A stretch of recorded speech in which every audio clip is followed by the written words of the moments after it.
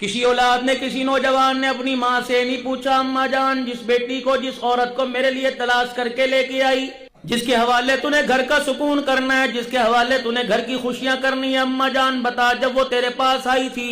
Glass لے کر، پانی لے کے، شربت لے کے، دودھ لے کے، اماں جان جب تیرے پاس آئی تھی میری ماں بتا جب تجھے سلام کیا تھا اس کی نگاہ تیرے چہرے پر تھی کہ تیرے پیر پر تھی؟ یوں دیکھ رہی تھی کہ نیچے منہ تھا؟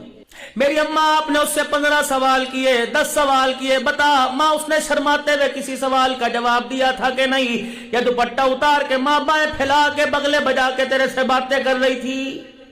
میری ماں جب چائے کا پیالہ تیرے ہاتھ میں پکڑایا میری اماں جان بتا اس کے ہاتھوں میں قرآن کی خوشبو آ رہی تھی کہ نہیں؟ اماں جان جب آپ نے اس کا گھونگھٹ اٹھا کے چہرہ دیکھا اماں جان اس کے ہونٹوں پہ سرخی نظر آئی، کیا ماتھے پہ نماز کا سجدے کا نشان بھی نظر آیا کہ نہیں؟ میری اماں جب ابا دیکھنے کے لیے بیٹی کے سر پہ، بہو کے سر پہ ہاتھ پھیرنے کے لیے آیا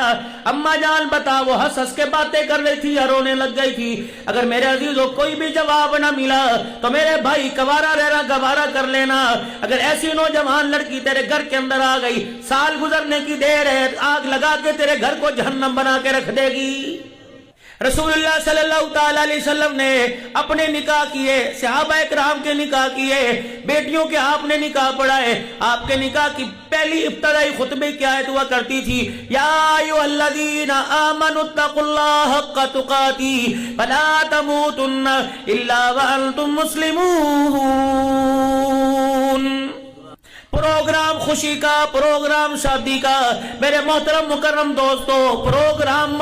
پروگرام خوشی کا ہے، لیکن کالی کملی والا اس وقت موت کا پیغام، موت کی خبر سنا رہا ہے۔ پہلی آیت موت کے بارے میں پڑھ کے سنا دی، اوے لوگو اتنے پیر پھیلانا، اتنے پیر پھیلانا، قبر میں جاتے تمہیں پیر سمیٹنا کہیں مشکل نہ ہو جائے۔